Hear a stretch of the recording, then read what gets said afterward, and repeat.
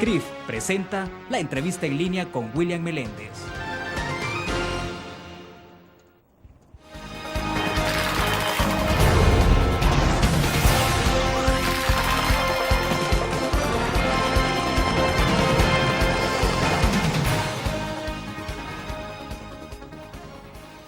Jueves 15 de diciembre de 2011 y estamos al cierre de la penúltima quincena del año. Es un gusto que nos acompañen en la entrevista en línea. Estamos transmitiendo en tiempo real desde la sala de redacción de la Prensa Aráfica. Pueden enviar sus comentarios si ustedes lo desean a través de laprensarafica.com, participar a través del chat. También puede acompañarnos en la transmisión a las 9 de la noche en Canal 25.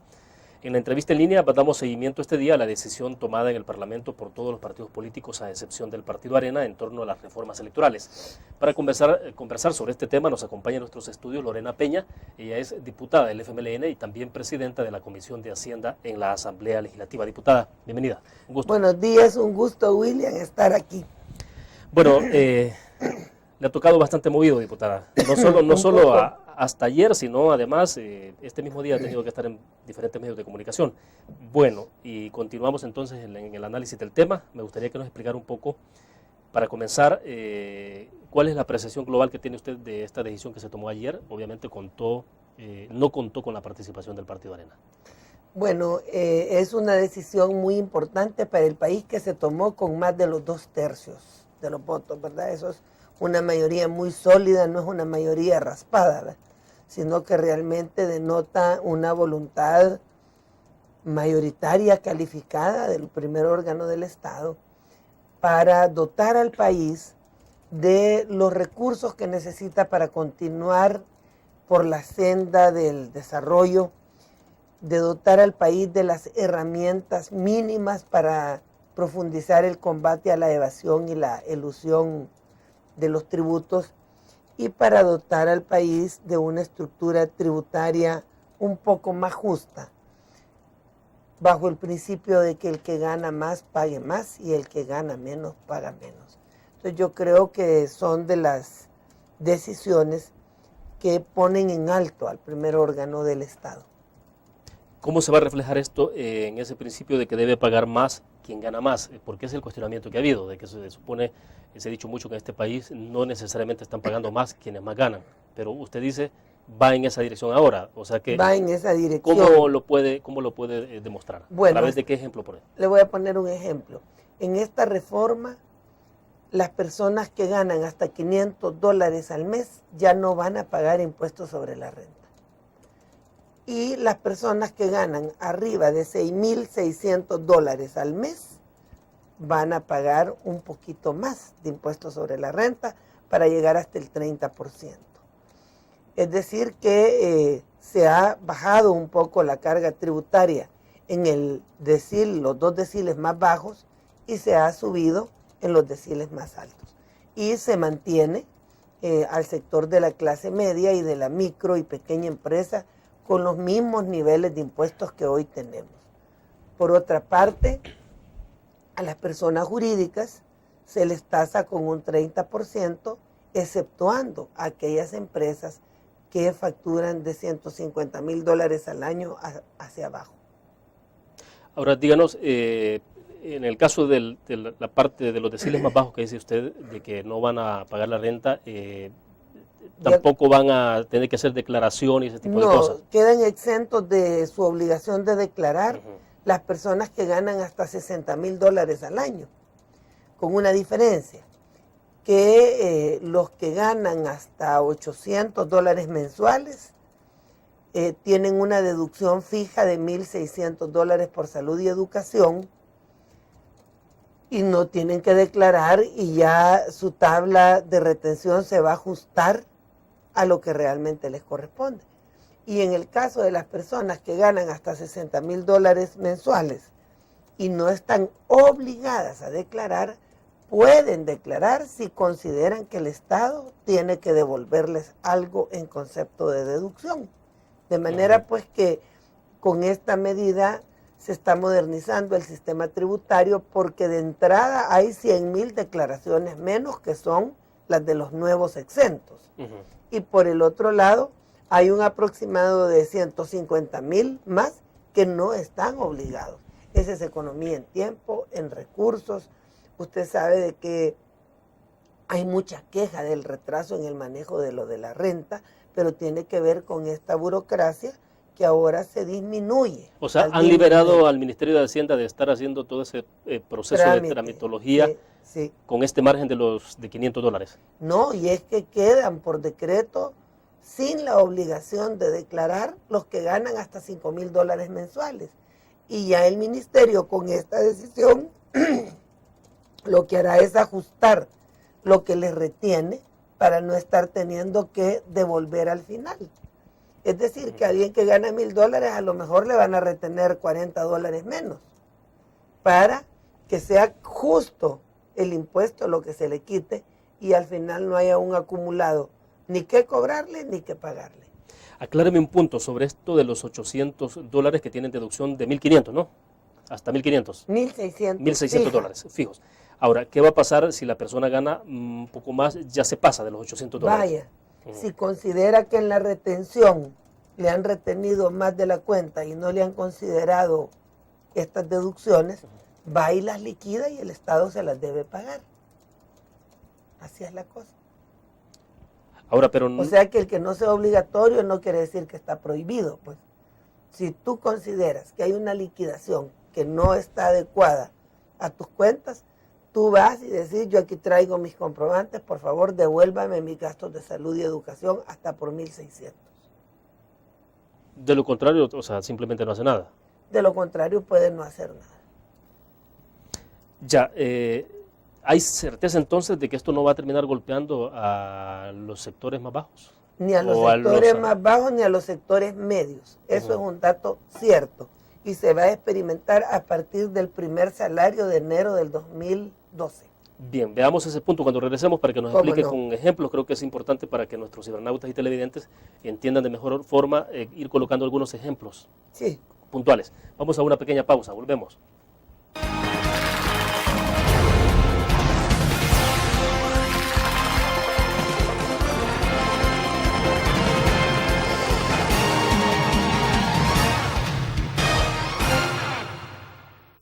¿Qué te parece si este año descubres nuevos destinos? Alcanzas tus metas. Manejas nuevos triunfos sin más preocupaciones. Cuenta con nosotros para lograr todas tus aspiraciones. Los créditos de la Agrícola te acompañan para que puedas crecer hasta donde te lo has propuesto. Solicítalos al 2210-9800 en bancoagrícola.com o en agencias. Banco Agrícola. Tu periódico es dinero, porque ahora puedes pagar con la prensa gráfica. Busca y recorta en tu periódico El Dinero, que podrás canjear en los establecimientos de nuestros aliados. Encontrarás uno cada día. Compra con la prensa gráfica y encuentra una buena noticia para tu bolsillo. Con la prensa gráfica lo compras. Con la prensa gráfica lo pagas. La prensa gráfica. Noticias de verdad.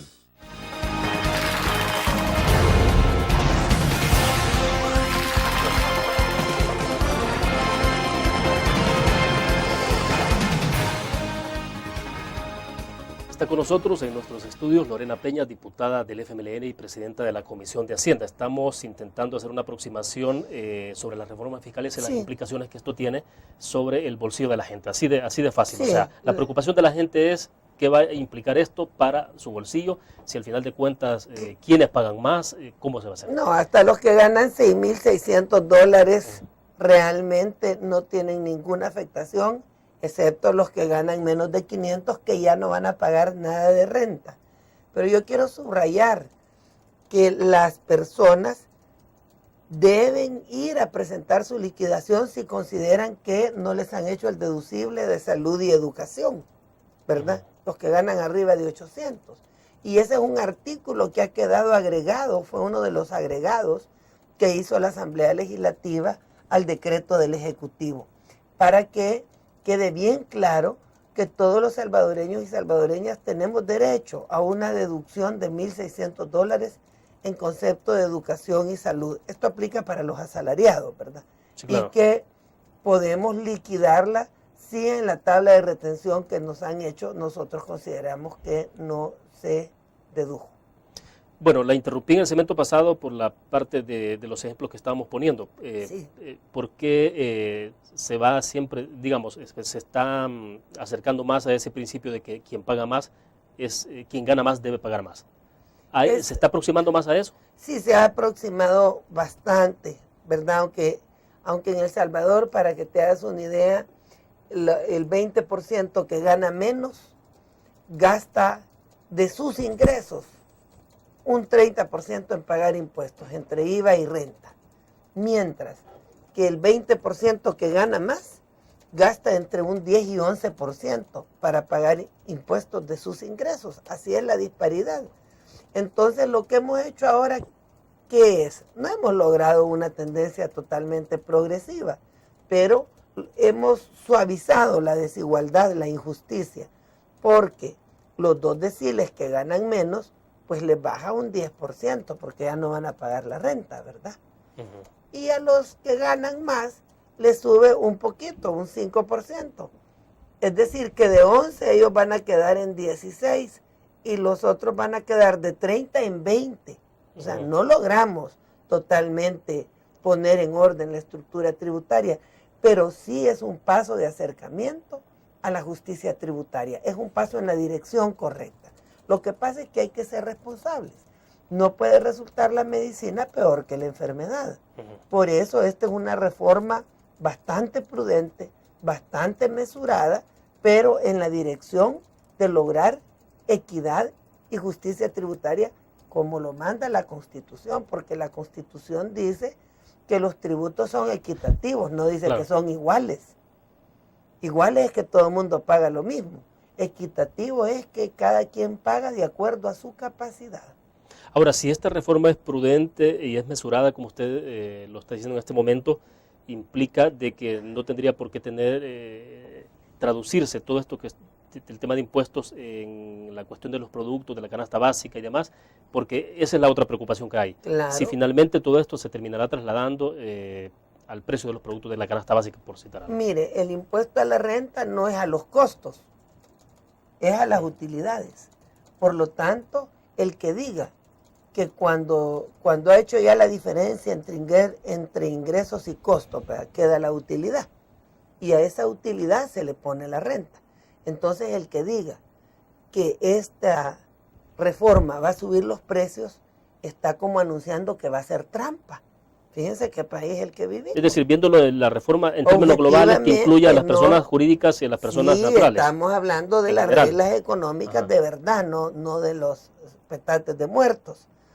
El que está diciendo que con el impuesto sobre la renta va a subir precios, está anunciando que va a ser trampa. Y a ese ojalá la Defensoría del Consumidor lo tenga quieto. Porque no es cierto que el impuesto a las utilidades se puede trasladar a los costos. Porque los costos ya han sido considerados cuando tú pones las utilidades. Pero hay algo más. Como aquí hay mercado abierto en Centroamérica, ¿verdad? Deben tener mucho cuidado los que quieren subir precios. Porque si no, la competencia de Centroamérica les va a comer el mandado aquí.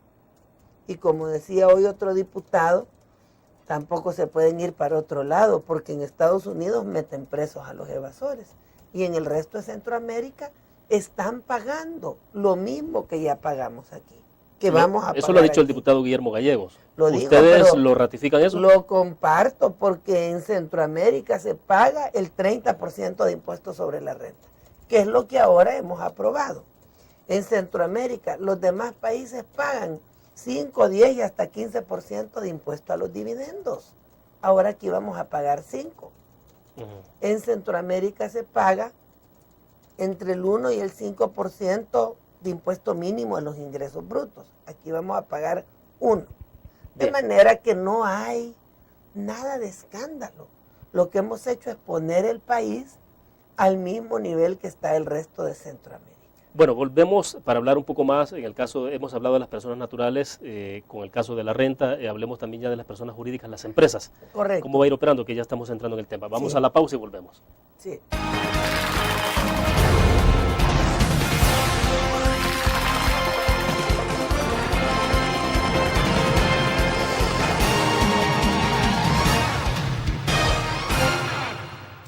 parece si este año estrenas ilusiones? Descubres nuevos destinos. Construyes tu futuro sin más preocupaciones. Cuenta con nosotros para lograr todas tus aspiraciones. Los créditos del Agrícola te acompañan para que puedas crecer hasta donde te lo has propuesto. Solicítalos al 2210-9800 en bancoagrícola.com o en agencias. Banco Agrícola.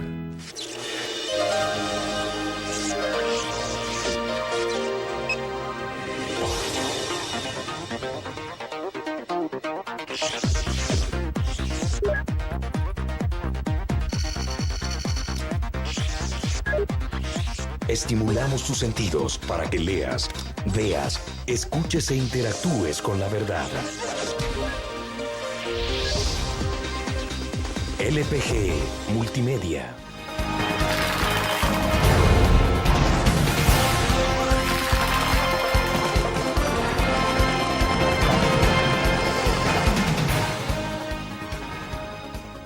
Bueno, hay un punto particular para comenzar este segmento, el pago a cuenta. ¿Cómo va a quedar? El pago a cuenta actualmente es de 1.5%. Exacto. Y a partir del 1 de enero va a ser de 1.75. O sea, 25 décimas subió. 2 décimas y media. Bueno, estaba 1. Sí, 1.5. Bueno, sí, 2 5 décimas. y son media. décimas. Exacto. Entonces va a subir 2 décimas y media o 25 centésimas. Eso es lo que sube del 1%, no del total, ¿verdad? Es una cosa mínima. Pero es muy importante porque el Estado necesita liquidez. Y además, como al cierre del año liquidan, pues entonces no se acumula esta deuda impositiva. Aquí la propuesta del gobierno era llegar al 2%. Exacto. Pero quedamos en 1.75 con las exenciones que ya existen, porque hay varias exenciones que ya están por ley y se mantienen. ¿Quieres saber quiénes son los exentos? Vaya, por ejemplo, las distribuidoras de gasolina, esas pagan 0.75. Hay otras empresas que pagan 0.3. Y así hay una diversidad de empresas que ya por ley están exentas. Eso se mantiene. Pero la inmensa mayoría, digamos, que hacen pago a cuenta, pagan 1.5 y ahora va a ser 1.75. Cuando se dice en algún momento determinado que esto puede llevar a descapitalizar las empresas. No, eso no es cierto. Eso no es cierto. Si ellos retienen el IVA también y no lo dan mes a mes, y nadie dijo que eso era robo al Estado, ¿verdad? De ahí según con el ojo que lo mires. Y al final del año ellos liquidan y o pagan más o les devuelven. Ya vamos a hablar que hay un montón que les devolvían porque al final declaran pérdidas. Pero eso es parte normal del proceso administrativo de recuperación del pago de los ingresos. ¿Es cierto eso de que hay una lista de grandes empresas que están ahí que no solo no pagaban, otras les incluso devuelve les el gobierno? ¿Cómo no? ¿Cómo no? El FMLN hizo un estudio de las listas del 2008 y sacamos una muestra, ¿verdad? Para ver. Y nos salía ahí, por ejemplo, que había 15 empresas que declaraban pérdidas y el Estado les devolvía 42 millones de dólares. Y ahí salían empresas grandes que facturan hasta 400 y 700 millones de dólares al año, pero que curiosamente año con año dicen que sus costos son mayores y que han perdido. Entonces eso es verdad.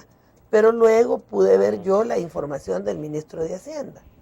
Él no nos dio los nombres, sino que les puso número 1, número 2, pero de las 470 empresas más grandes de este país, que facturan entre 1.700.000 millones de dólares al año, solo como 60 declaran utilidades, las demás dicen que están en pérdidas. Y dentro de esas 60 que declaran utilidades, hay una que paga 18.36 al año de impuestos, habrás visto, $18, facturando 1 millón. Hay otra que paga $300 y así, ¿verdad? Entonces, pero ¿qué es lo que ha permitido que esté ocurriendo este tipo de irregularidades? Aquí hay dos fenómenos. ¿Cuál es la base de eso? Ellos pagan su buen grupo de auditores para que les eleven los costos. Y entonces, al subir los costos, quedan con pérdidas, porque resulta que gastan más de lo que les ingresa. Diputada, pero solo el Estado les está creyendo de que hay empresas operando. Digo, no sé, o sea, porque... En el 2009, el Ministerio de Hacienda presentó, ya con el gobierno del presidente Funes, una reforma penal y administrativa para el combate a la elusión. La parte penal y de fiscalización fue a la Comisión de Legislación y Puntos Constitucionales. Y esta es hora que ahí está, y no la quisieron aprobar. Entonces, ellos lo que hacen es, entonces, alargar y alargar, porque a los 5 años prescribe la deuda. Entonces, aunque el gobierno les reclama, apela, van al Tribunal de Apelaciones, van a lo contencioso administrativo, ahí andan dando vueltas, hasta que pasan los 5 años y se acabó la deuda. Y ellos muy bien, gracias. La sala de lo contencioso tiene casos que es obvio, por ejemplo, que deben 120, 130 millones de dólares, pero las empresas están alargando el asunto para meter recursos y todo, y que pasen los 5 años y que prescriban. Pero vuelvo Con sobre el la punto. medida que tomamos hoy, aunque declaren pérdidas, van a tener que pagar el 1% A ver, ya me explico un poco mejor eso, pero vuelvo con la inquietud. Es decir, solo Hacienda o solo el Estado les cree a esta empresa. No, el Estado no les cree, pero no tiene las herramientas jurídicas para toparlos, como se dice en buen cristiano, y hacerlos que paguen. Por eso es que ahora se les va a aplicar el 1% a los ingresos brutos. Esta medida es muy buena porque es efectiva en términos de hacer llegar. Pero eso es a partir de enero del próximo año. A partir de enero del próximo año. ¿Y cómo queda lo del pasado entonces? Lo del ¿Borrón y cuenta nueva o qué va a pasar ahí? Ahí van a seguir apelando y Hacienda va a estar peleándose en lo contencioso administrativo, en el Tribunal de Apelaciones. Así es de crudo. Por eso yo no acepto que hagan el gran escándalo. Si lo que ha habido aquí es una, no sé, la ley del más fuerte o del más millonario, pues eso no es correcto. Por cierto que hay muchos empresarios que sí pagan sus impuestos, porque aquí hemos hablado de 470, pero la base tributaria es como de 40,000 empresas. Entonces llama la atención poderosamente la conducta de algunos sectores que jugando, le quitan al Estado como bien sus 200 millones de dólares. Porque en esa lista que tú mencionas también hay una muestra de las que tributan el 90 o 70% menos. O sea, que van entre el 90 y 70%. Y es increíble cómo pagan auditores y abogados para estar evadiendo, en vez de pagar correctamente los impuestos. Y ayer ya cambiaron de táctica, pagan comunicados en vez de pagar los impuestos, que sería lo normal. Bueno, vamos a la pausa y continuamos con este tema. Regresamos.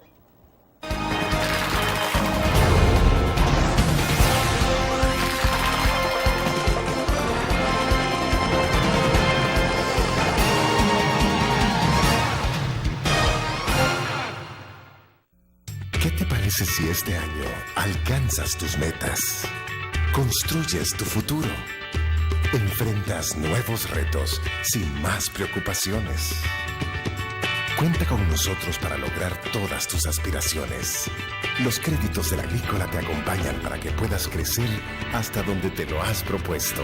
Solicítalos al 2210-9800 en bancoagrícola.com o en agencias.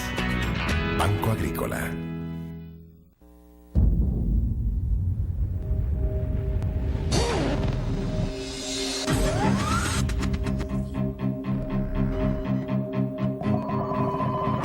De una estrategia financiera desde los negocios y la actividad económica hacia toda Centroamérica. El Economista Regional, una revista especializada donde encuentras el panorama empresarial y los principales movimientos financieros. El Economista, el modelo regional de información económica. Es más fácil.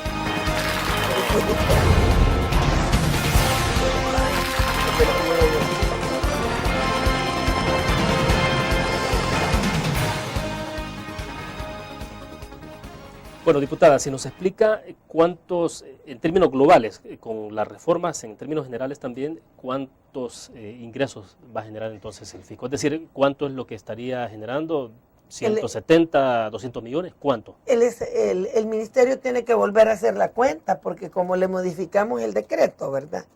Ellos habían planteado 10% al reparto de dividendos y ha quedado en 5%.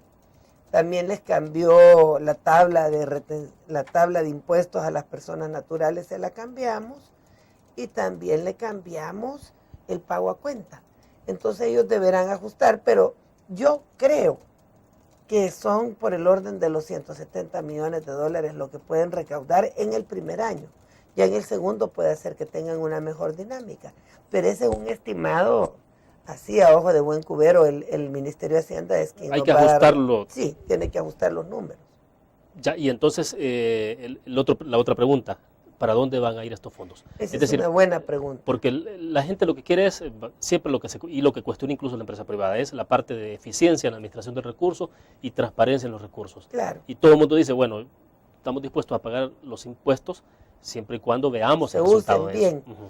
Claro, es que aquí hay una serie de programas importantes que para darle sostenibilidad en el tiempo no deben financiarse con deuda, sino que deben financiarse con recursos propios. Por ejemplo, el programa de paquetes escolares, una parte de su financiamiento hasta ahora ha sido con deuda, igual el plan anticrisis. Pero nosotros lo que vamos buscando es que estos programas que tienen que ver con educación, el programa PATI, que es de generación de empleo y de ingreso, así como otros programas económicos y sociales, se financien con fondos propios. Bueno, la reforma de salud está fundamentada en los secos, deuda, prácticamente en correcto, deuda. es una deuda para hacer la reforma de salud. Entonces nosotros queremos ir en la dirección de ganar sostenibilidad fiscal, porque si no logramos sostener con recursos propios los programas estratégicos del país, entonces esos programas no van a ser sostenibles en el tiempo. Por supuesto que también estamos interesados, el FMLN presentó una reforma a la ley de la Corte de Cuentas, que ojalá la logremos sacar antes de que nos vayamos en abril, porque sí es interesante que tengamos una Contraloría del gasto público, ¿verdad? Una Contraloría más seria. Resulta que en el sector público trabajan 100,000 empleados, son un montón de ministerios, direcciones, hay instituciones autónomas, entonces se requiere una Contraloría para que el gasto sea eficiente. Nosotros estamos de acuerdo en eso, ¿verdad? Entonces son dos cosas, un gasto más eficiente, pero además fundamentado en recursos propios. ¿Cuánto es el porcentaje que se requiere de más ingresos? Es decir, ¿o a qué nivel han llegado? Si fueran 170 millones, ¿cuánto es lo que haría falta? ¿Cuál es el déficit? El compromiso del gobierno es reducir el déficit. Nos lo dejaron en 6% del PIB. Ahorita lo tenemos en 4%. Pero el compromiso del gobierno es llevar la reducción del déficit al 2.5%. Eso quiere decir reducir el déficit como en 800 millones de dólares más, para que te hagas una idea. Y por el otro lado está el compromiso de elevar la carga tributaria. Y nos la entregaron en 12 y pensamos dejarla en 17 cuando nos retiremos. Eso quiere decir que hay que subir. Estamos en 15, faltan 2 puntos de incremento de la carga tributaria. Si el PIB ronda los 23,000 millones de dólares, estamos hablando que 1% del PIB es 230 millones de dólares. Entonces, tenemos que hacer un gran esfuerzo de reactivación económica también, no solo de elevar la carga tributaria por la vía de los impuestos, a fin de entregar a la salida del presidente Funes un país más sano fiscalmente. Es decir, ustedes están claros que esto no es suficiente lo que se ha hecho. Nunca va a ser suficiente porque el país nos lo entregaron con una carga tributaria muy baja, con una deuda social muy alta, con una deuda en dinero muy alta y con un déficit fiscal muy alto. Entonces el esfuerzo en este periodo, como te digo, en materia de reformas tributarias hasta aquí llegamos. Yo como presidente de la Comisión de Hacienda pienso que hasta aquí llegamos. Hasta abril no se va a esperar nada más. Nada más, ¿verdad? Ahora lo que se espera, como te decía, es un proceso de recaudación más efectivo, una mayor eficiencia en el gasto, para que podamos darle sostenibilidad a los programas que se tienen, poder incrementar la presión tributaria respecto al PIB y disminuir algunos puntos de déficit fiscal. Perfecto, vamos a hacer otra pequeña pausa, volvemos.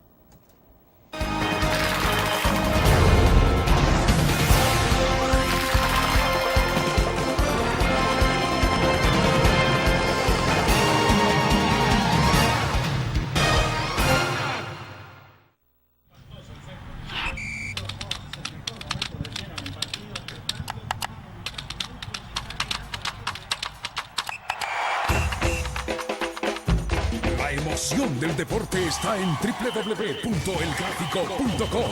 Ingresa al nuevo escenario deportivo y descubrí toda la pasión del deporte. Fotos, videos, fichas y resultados de las mejores ligas del mundo.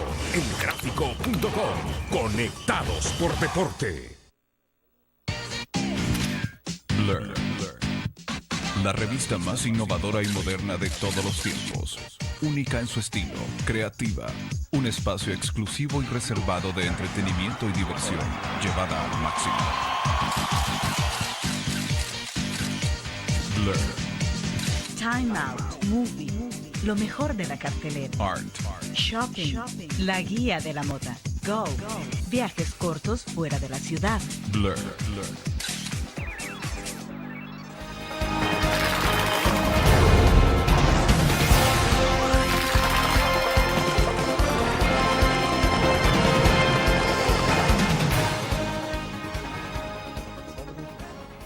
Bueno, continuamos en la entrevista en línea conversando con Lorena Peña, diputada del FMLN y presidenta de la Comisión de Hacienda. Me decía entonces en el segmento pasado, hasta abril no habrá más debate o discusión sobre temas similares a esto. Yo esperaría que lográramos sacar la reforma a la ley de la Corte de Cuentas, para que así esta... Es la parte pendiente. Sí, esta comisión ha sido buenísima, hay que decirlo. Reformamos la ley, la CAP. Y no es porque esté Lorena Peña en la presidencia. No, si ahí está Milena Calderón también, vaya para ella mi saludo. Está Francisco Merino, está Norma, está Gallegos, está Donato, está Douglas Avilés, está Mariela Peña Pinto y está, ay, se me queda el doctor Guardado. Hay un buen equipo, Mario Ponce, y esta comisión ha hecho una gran labor. Esta comisión ha dejado huella. Reformamos la ley la CAP. Establecimos las cuotas para las micro y pequeñas empresas obligatorias en las compras del sector público. Hicimos la reforma contra la evasión y esta que va orientada a la sostenibilidad fiscal y a hacer más justa la estructura tributaria. Bueno, vamos a tener tiempo. Falta la Corte de Cuentas. Vamos a con tener eso tiempo. Ya vamos, ahorita vamos con 9, con la Corte de Cuentas nos vamos con 10. Antes de que termine su mandato, sin duda que la vamos a invitar para hacer un balance de cómo quedó la gestión suya, digamos, como presidente de la Comisión de Hacienda. Pero en el caso de Corte de Cuentas, fundamentalmente, ¿qué es lo que pretenden? Nosotros presentamos una reforma que va en la dirección de colegiar a la Corte de Cuentas, quitar el presidencialismo, hacer transparentes sus auditorías y transparentar su propia administración. Eso va a ser un gran salto.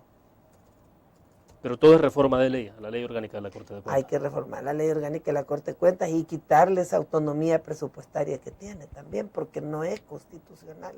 ¿Y cómo hacer para que no continúe tan politizada? ¿Se puede lograr? Se puede lograr. Porque ahora siempre al final lo que se tiene un poco de reparto. Sí, antes lo controlaba un solo partido y ese solo partido tenía todo, pero la clave es el presidencialismo. Por eso es tan importante que sea un órgano colegiado y no como es hasta ahora. Bueno, vamos a estar pendiente de la discusión el próximo año. El tema de impuesto al valor agregado, hay un poco de, no sé, un poco de preocupación, especulación incluso sobre la posibilidad de que antes de 2014 este gobierno, debido a que no está cubriendo toda la parte del déficit fiscal, se vea en la obligación de aumentar el impuesto al valor agregado de 13 puntos a 15. ¿Qué hay de esto? Bueno, como FMLN no somos anuentes a aprobar un impuesto de este tipo, porque ese sí va directamente a los precios. El IVA es el que le da la mayor regresividad a la estructura tributaria de El Salvador. El IVA es el 65% de los ingresos del sector público. Entonces, realmente, subir el IVA es seguir fortaleciendo la regresividad del sistema, la injusticia del sistema, ¿verdad? y golpeando ahí sí directamente los precios. De manera que nosotros más estamos por el impuesto al patrimonio para la seguridad, ¿verdad? Si quieren realmente completar, yo te decía al inicio, es un poquito de justicia tributaria lo que hemos hecho, pero si le cae el IVA otra vez encima, lo que hoy hicimos se deshace. Entonces, hay que seguir corrigiendo la estructura tributaria. Esta ha sido tierra de nadie, ¿verdad? Aquí ha sido la ley del más fuerte. Pues hay que ir poco a poco ordenando, con equidad, con justicia y con modernidad. El impuesto a la seguridad... ese ahí ha quedado barato. Ese se podría ver. Para mí debería de verse. ¿En los próximos meses? Pues en los próximos meses, yo no sé, tú me preguntaste hasta el 2014, ¿verdad? Exacto, porque entonces, en el caso de aumento de IVA. En ese panorama hasta el 2014, nosotros sí estaríamos anuentes a ver el impuesto a la seguridad, que se hicieron los locos al final, lo aprobamos, no lo aprobamos, ni declarar el patrimonio quieren. Es un gran secretismo que quieren mantener. Al sector público sí le dicen que tenga acceso a la información y no sé qué, pero el sector privado, ese gran secretismo, por eso se dan casos tremendos como esas grandes quiebras que se dieron en Estados Unidos, ¿verdad? Por el secretismo de la gestión privada. Bueno, pero entonces estamos, que IVA, ustedes no son anuentes a eso, ya lo dijo. No lo vemos en el panorama. Pero sí el impuesto en el tema del Para patrimonio la de la seguridad. Claro, ese sería un impuesto interesante. Ya, y entonces, ¿cómo piensan ir cubriendo el déficit que todavía les queda, diputada? Ese es un tema de primero ver los resultados, porque en materia fiscal es como, me imagino, como en medicina, que no hay que ir a la loca tocando a un enfermo, ¿verdad? Sino que hay que ir despacio. Ahorita hay que esperar los resultados de esta recaudación. ¿Cuándo vamos a ver el primer resultado? El primero se va a ver, figúrate tú, a finales del 2012 y en la liquidación del 2013. Entonces no hay que andar inventando más cosas y esto es delicado. Hay que ver. O sea, no es que en enero, febrero. No. Si la liquidación de renta se hace hasta el ejercicio fiscal 2013, sí, claro, la que corresponde al 2012, ¿verdad? Entonces hay que analizar despacio. Ahorita veamos el impacto de esta medida, que yo espero que va a ser súper positivo, porque también va a mejorar la demanda, porque las familias de menores ingresos van a poder ir a comprar medicina o más tortillas o qué sé yo, un par de zapatos, con lo que les va a ir quedando de no pagar esta parte del impuesto. ¿Usted cree que tengan un pequeño excedente o no se les pueda ir por la parte de incremento en precios, productos? No tienen ninguna justificación técnica para subir los precios. Si lo hacen es trampa. Y habrá que pedirle a la defensora del consumidor, que quiero felicitarla, a Yancy Urbina, que esté ojo al Cristo, que no hagan trampa con los precios. ¿Tiene los suficientes dientes la Defensoría del Consumidor? Ahí la vamos a ver. Hacemos otra pausa comercial. Hablemos un poco más ya de la parte política, los argumentos que han habido, el comunicado de la ANEP el día de ayer, y hablamos un poco de la reflexión también en esos términos. Vamos a la pausa.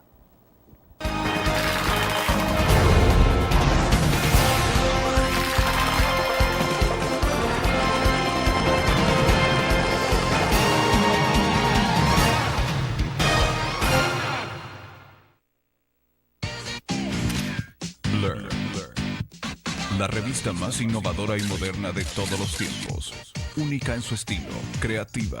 Un espacio exclusivo y reservado de entretenimiento y diversión, llevada al máximo. Blur. Time Out, Movie, lo mejor de la cartelera. Art. Shopping, la guía de la moda. Go, viajes cortos fuera de la ciudad. Blur. Tu periódico es dinero, porque ahora puedes pagar con la prensa gráfica. Busca y recorta en tu periódico el dinero, que podrás canjear en los establecimientos de nuestros aliados. Encontrarás uno cada día. Compra con la prensa gráfica y encuentra una buena noticia para tu bolsillo. Con la prensa gráfica lo compras. Con la prensa gráfica lo pagas. La prensa gráfica. Noticias de verdad.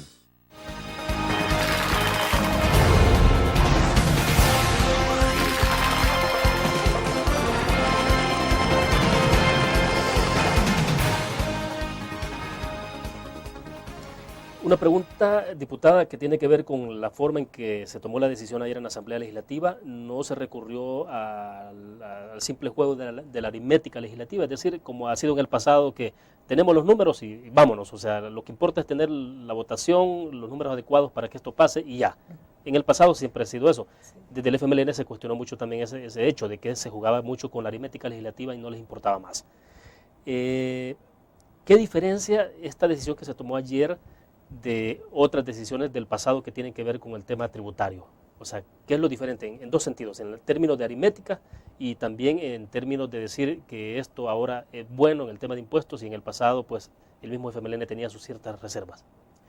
Bueno, lo primero que quiero decir es que en el pasado hasta se dolarizó con dispensa de trámite y como a la 1 de la mañana, ¿verdad?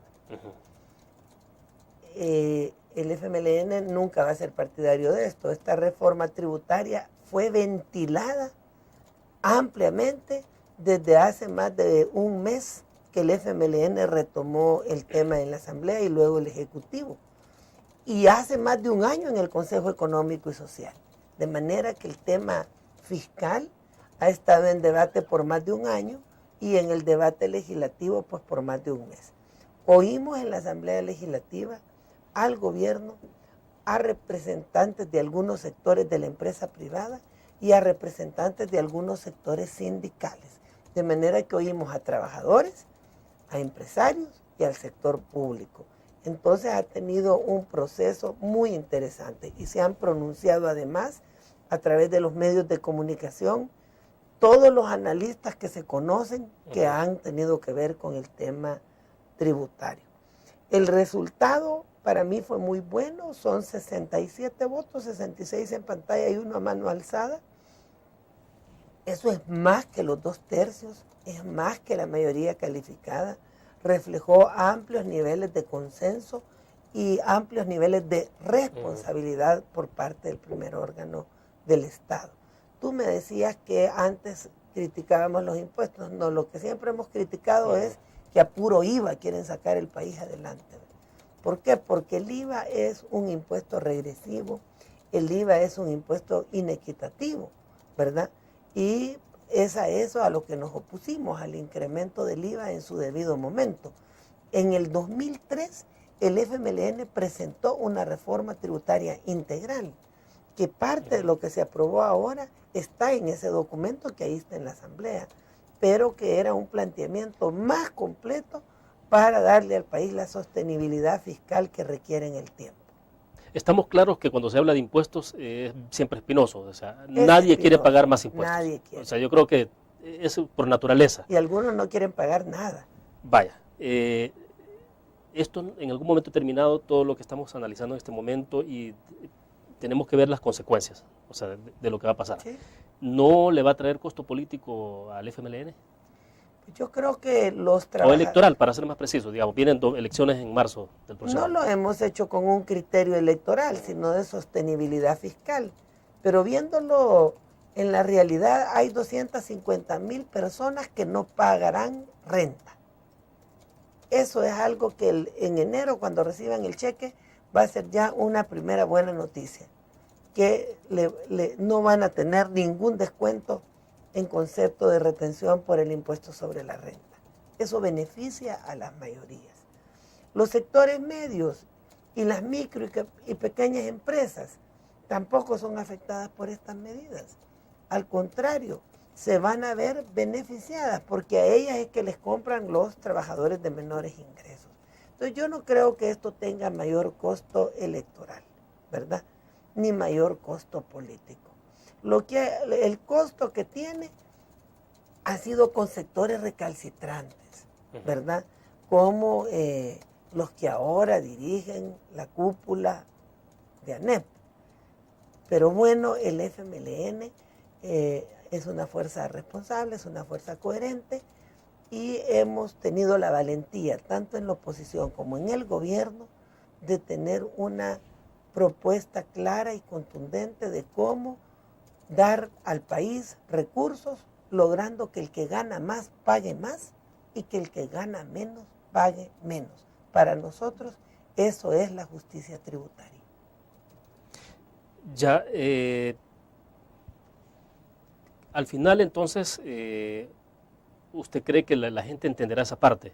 De que lo que se está buscando desde el Estado es más recursos para invertirlo en el tema social, Sí. porque bueno, cuando uno escucha el otro análisis es, por ejemplo, qué ha pasado en educación, dice, se les ha dado zapatos, se les ha dado uniformes, pero no tenemos mejor calidad educativa, por ejemplo. Los hospitales, dicen, todavía seguimos viendo hospitales sin medicinas, personas enfermos tirados en el suelo porque no hay camillas. Sí, eso dicen ellos para no pagar impuestos, ¿verdad? Es una excusa para no pagar impuestos. Y que me digan a mí, los padres de familia, cuyos hijos hoy tienen zapatos y uniformes, si les parece negativo que sus hijos puedan ir con la tranquilidad emocional a la clase de que no van a ir a aguantar hambre, que nadie los va a humillar porque van descalzos y porque van bien vestiditos. Eso es de entrada una condición mínima para el aprendizaje. Claro, no lo es todo. ¿Eso no es populismo? Eso no es populismo, es responsabilidad social. Que estos que lo critican, como nunca han ido a la escuela pública ni les ha hecho falta un par de zapatos, pues lo ven como despilfarro. Ellos no ven como despilfarro robarse el dinero de maternidad. Ellos ven como despilfarro darle zapatos a la gente que no tiene. Figúrate, ahí están retratados. Robarse el dinero de un hospital y pasar tranquilos no es despilfarro. Darle zapatos al que no lo tiene, darle de comer al hambriento, sí es despilfarro. Ese es el enfoque de Arena y de quienes se oponen a este tipo de gasto social. Ok, vamos a hacer la última pausa comercial, regresamos.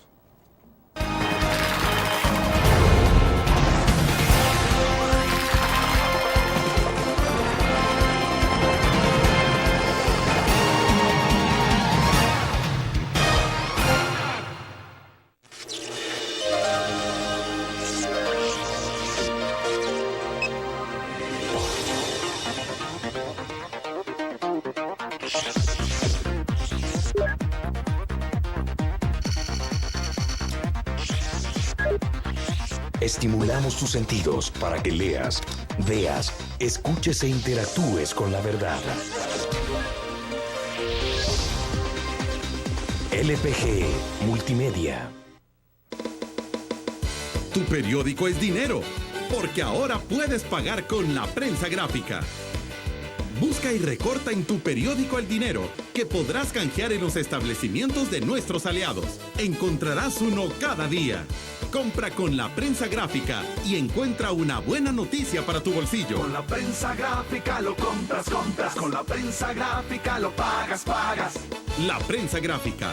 Noticias de verdad.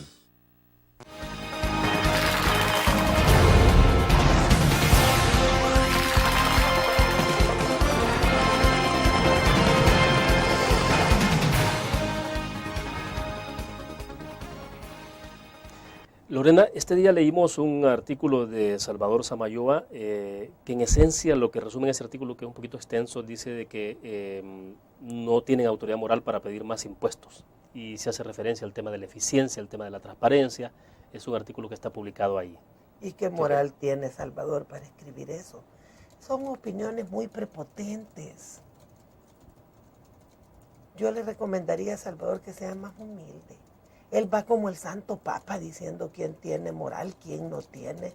Yo creo que no es correcto. Mejor que revise las cifras y después emita opinión. Y entonces, hay buenas, para el FMLN hay buenas expectativas, buenas perspectivas sobre esto que se ha hecho. Estamos muy optimistas de que vamos por el camino correcto en la búsqueda de la sostenibilidad fiscal, en la búsqueda de eficientizar el gasto y de lograr que la población con menos ingresos ya no siga siendo tan castigada por el fisco. Bueno, habrá que ver cómo se experimenta todo esto de consecuencias en la parte, insisto, porque se lo pregunté por lo menos en 2 oportunidades en el desarrollo de la entrevista, de cómo esto no se pueda traducir o en el precio de los productos, la canasta básica y lo demás, porque la gente lo que le preocupa es eso. Técnicamente no tienen cómo hacerlo, solo tramposamente. Y nosotros apelaríamos a que la mayoría de empresarios no son tramposos. Dígame usted, Taca, ¿cómo va a subir el precio? Pues tiene todo el espacio aéreo solo para él solo. hasta ahora le han devuelto dinero, ha tenido pérdidas. Entonces yo no creo que ahora va a decir que le va a cobrar el doble a las tarifas. Yo no creo tampoco que Tigo va a tener capacidad de subirle el precio a sus llamadas, perdiendo ante la competencia de los demás. Aquí cuando les conviene hay mercado y cuando no les conviene no hay. Eso creo que no es correcto, que estén tratando de meter miedo, de infundir un ambiente negativo. Eso no ayuda al país. Vuelvo con el tema que usted mencionó de la Defensoría del Consumidor. ¿La Defensoría del Consumidor tiene suficiente diente como para advertir eso? Es decir, porque tampoco acá hay control de precios. No hay control de precios, pero yo sí creo que la Defensoría puede señalar dónde artificiosamente se han subido los precios. Yo creo que la vigilancia siempre es buena. ¿Cómo se está manejando? Solo un punto final que tiene que ver con el tema de deuda externa. Deuda externa. El objetivo también de esta reforma es depender menos del endeudamiento, ¿verdad? ¿En qué nivel estamos en este momento de deuda? Andamos por el 52%, pero este año, de acuerdo al programa financiero que presentó desde el inicio el gobierno, ya el nivel de endeudamiento se va a reducir a la mitad y va a terminar en el 2014 con una deuda de 50 millones contratada por año. Venimos de que han contratado hasta 2.000 por año, para que te hagas una idea, en tiempos de Arena. ¿Y este gobierno no es el que se ha endeudado más? No, ni por cerca. Digo, en términos comparativos. No, en términos comparativos es una falacia. El último gobierno de Arena en un año contrató como 3.000 millones de dólares en deuda, para que te hagas una idea. ¿Ah? Y eso está documentado. Entonces el programa que pero si fuera 50 millones de dólares en deuda anual, el último año. Pero en 2 años, ¿cuánto tienen entonces acumulado? El programa del gobierno con el Fondo Monetario es una curva ascendente que luego empieza a caer justo ahora en el 2012. Está planificado, no es una sorpresa, no es oscuro. Entonces los primeros años son de endeudamiento porque ya nos caía el vencimiento de bonos y la economía no iba a aguantar. Por ejemplo, este año se pagan 1.400 millones de dólares de deuda. Por cierto, la mitad de una deuda del tiempo de Calderón Sol, para que te hagas la idea. Entonces, los primeros 2 años es una curva ascendente de endeudamiento para aguantar el pago de los compromisos anteriores y comienza luego en el 2012 una disminución de la contratación de deuda, sobre todo para refuerzos presupuestarios, a terminar el último año con muy poco, con 60 millones de dólares de contratación de deuda. ¿Y eso no tiene nada que ver con la falta de capacidad de pago de...? Esto tiene que ver con una planeación seria, ¿verdad? Porque fue un programa de endeudamiento que se conoció antes de que el presidente Funes tomara posesión. Fue un acuerdo primero entre los partidos políticos y luego con el Fondo Monetario Internacional. Aquí no hay novedades. Y el señor Cristiani fue parte de esta discusión. Ahora, y se está cumpliendo bastante disciplinadamente. ¿Cuántos millones tiene el FMLN en deuda desde que llegó al poder? El FMLN no tiene deuda, sino el gobierno, por eso hay que... No, de acuerdo, me refiero al partido, a la decisión que ha tomado en la Asamblea. Es importante porque cada peso que nos endeudamos lo paga el pueblo, no lo paga ningún partido. De acuerdo, no lo paga ningún partido. Claro. Lo que te puedo decir es que encontramos el país con 50% de deuda y ha subido a 52%. Pero te quiero decir algo, hemos tenido que legalizar la deuda encubierta en los fideicomisos, porque antes no se contabilizaban estas trampas financieras que hicieron, como el fideicomiso de seguridad y el fideicomiso de pensiones.